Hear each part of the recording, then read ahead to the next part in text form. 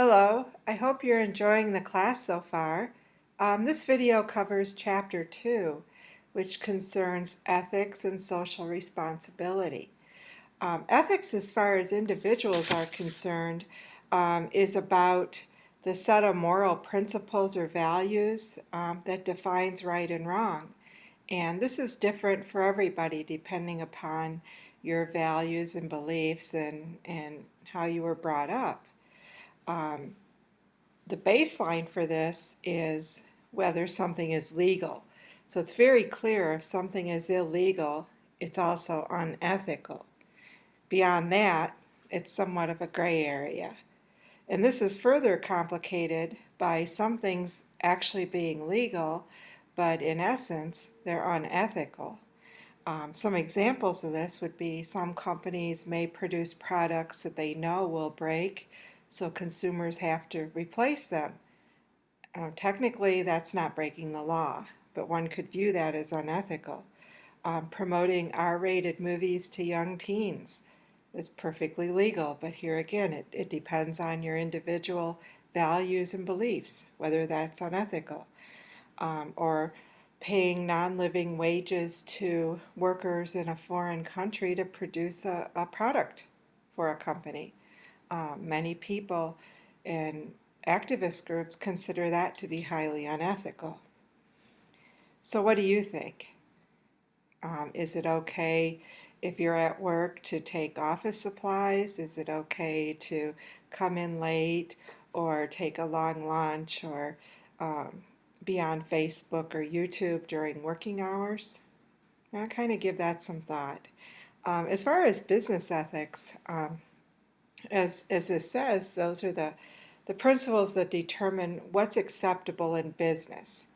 Okay, and that's what we're going to talk about in this chapter. As we saw in Chapter 1, the goal of any business is to make a profit, but a business can't do that without abiding by laws and acting ethically. Okay, so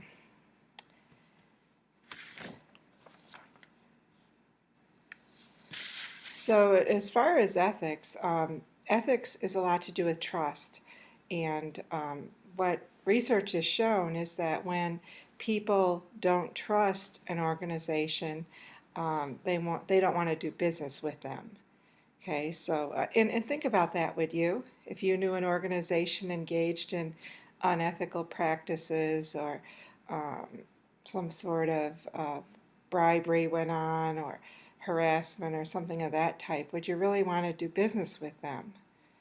Okay, and if it gets bad enough, what happens is the government steps in and enacts laws and regulations to kind of rein businesses back in that engage in things like that.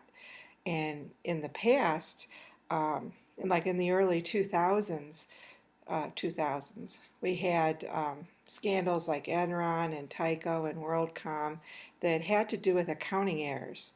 So the government enacted the Sarbanes-Oxley Act, which covers, that sort of thing. And the recent financial crisis also took a toll on our country, obviously, and the Dodd-Frank Act was enacted to kind of rein in banks and mortgage lenders and that sort of thing, financial companies. So an ethical issue is stated here, is a problem or situation that requires somebody to choose among several actions or alternatives. And they have to evaluate, is it right or wrong, or ethical or unethical? In order to deal with an ethical issue, a person must first recognize that it is an ethical issue. Many issues, as it says, seem straightforward, but in essence are very complex. Okay, and they're often not black and white, especially if it's something that isn't illegal. For instance, when I was a benefits manager, I had a situation where an employee worked for the company just 2 months short of collecting their retirement benefits, and they died 2 months prior. So, according to the company's procedures and policies, the person wasn't eligible for retirement, they didn't complete the time, and their spouse was not entitled to any of their retirement compensation. And you can see where this is a complex situation. I mean, what would you do? It's very complex. It's not always, black and white and straightforward. That's the problem with that.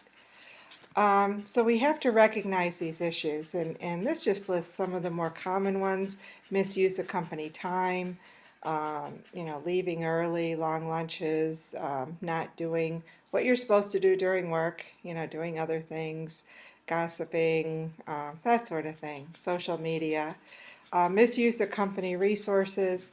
A lot of companies have problems with theft, okay, and that sort of thing. Conflict of interest is when a person in the company tries to advance their interests at the expense of the company's. Things like bribery is a good example of a conflict of interest. To achieve high ethical standards, organizations have to operate with a sense of fairness and honesty. And this gives an example. You may recall when Toyota got in trouble for having an accelerator problem, and they had all these big recalls and that sort of thing, I think maybe 4 years ago. Kind of an interesting one was back in the 1970s when Ford manufactured the Pinto, and people were dying in crashes, rear-end crashes. The car would just kind of catch on fire, and so deaths resulted. And after an investigation, it came out that Ford knew this was a problem and kind of figured the cost of that into the product, knowing full well that they would have some deaths attributed to this situation. So that doesn't seem like a very ethical thing. Okay, it's not being very fair and honest, certainly. So companies have to make decisions about ethical issues. They have to recognize it's an issue, and then how are you going to deal with it? Okay, so to achieve high ethical standards, you have to make good, sound decisions, and companies do that with a 6-step method. Okay, they have to identify the problem first, and then identify who's affected. Who's going to be affected by the decision on the issue. Diagnose the situation. Analyze the options. Every situation has several alternatives that have to be analyzed. Then they have to pick one of those and then act upon it. So the idea is to improve ethical behavior, okay, and 3 factors influence that. Individual standards and values certainly influence that, and organizations can take action on this by hiring ethical employees. And they can do that by giving potential employees honesty tests and integrity tests, so that when people come in, they know they're basically good people. The second thing is managers and coworkers' influence, and this is really important if you think about it, because employees look up to their manager, and the manager is often a role model. And if I see my manager engaging in things like, taking long lunches or leaving early or taking things from the company, I'm going to think that's okay. And once that happens, it becomes part of the culture. It gets ingrained, and it's very difficult, and people justify it that way. Then thirdly, opportunity codes and compliance requirements. A lot of companies have codes of ethics, okay, with rules of how, things should be handled in unethical situations. So to improve ethical behavior, like I said, we need a code of ethics specific to the organization. And this code of ethics needs to be communicated both inside and outside the organization. All the employees need to know about it, the customers need to know about it, suppliers, and that sort of thing. Companies need to do training and give examples of different violations, like what constitutes bribery, what constitutes conflict of interest, so that employees know how to handle those situations. A lot of companies have anonymous hotlines where employees can call and report situations without fear of reprisal. And with the Sarbanes-Oxley Act, the Whistleblower Act was also brought into play at that time. And what that means is if somebody goes to a government agency to report a wrongdoing, the company can't take retaliatory action against them, like harassing them or firing them, things like that. The second part of the chapter talks about social responsibility. And social responsibility is a business's obligation to pursue policies, make decisions, and take actions that benefit society. Okay? So it's all about how society benefits from what a business or organization does. So this consists of four things, and companies traditionally engage in these bottom two, the economic goal or being profitable and legal to obey all the laws.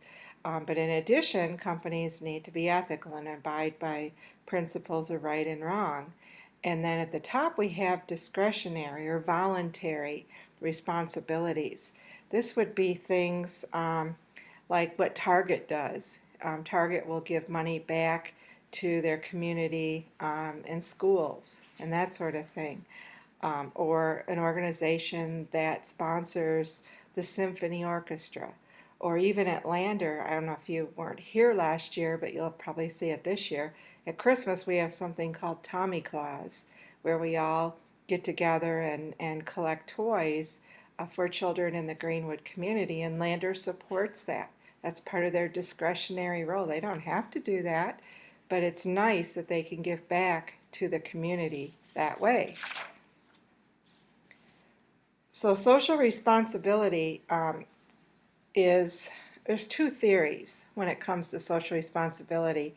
And there was an economist, a Nobel Prize-winning economist, Milton Friedman, came up with the two models of social responsibility, one being the shareholder model. And what that says is that the company is engaged in making profit and they shouldn't be concerned with social issues. That by diverting time and money and attention to social issues, they're undermining the efficiency of the market. Okay, the other view is called the stakeholder model. And this says that you have to satisfy multiple stakeholders, not only make money, but satisfy shareholders, employees, customers, suppliers, the government, the community. You have to consider all these entities when it comes to social responsibility. So companies are responsible, like I said, to various stakeholders. Okay, we have shareholders or owners of the company. They expect that things are done properly and they expect that their investment is going to do well and that it's being protected. Okay, employees. Companies have a responsibility for safety and equal employment opportunity and keeping them informed and that sort of thing. Companies also have responsibilities to their customers, to the consumers. Okay, and we talked about how some companies have not done a very good job of that. Okay, and nowadays we're very concerned with sustainability as part of social responsibility. And sustainability is where, companies do things that allow for the long-term well-being of the environment, the natural environment. So companies are expected to not be wasteful and to save natural resources. Okay, so some sustainability issues, and the book talks about these, pollution and, the issue with recycling and energy. So businesses have a responsibility, to make sure they're complying with all that. Then lastly, they have a responsibility to the community. Like I said, I gave you the example of Lander, and Target is very good with that. Most companies engage in the United Way campaign where they collect money for the community. A lot of organizations allow their employees time off to volunteer for things like Meal on Wheels or Habitat for Humanity and that sort of thing. Okay, well, that's chapter 2, kind of a high overview of it. I hope you found some of these issues kind of thought-provoking and interesting. Thank you.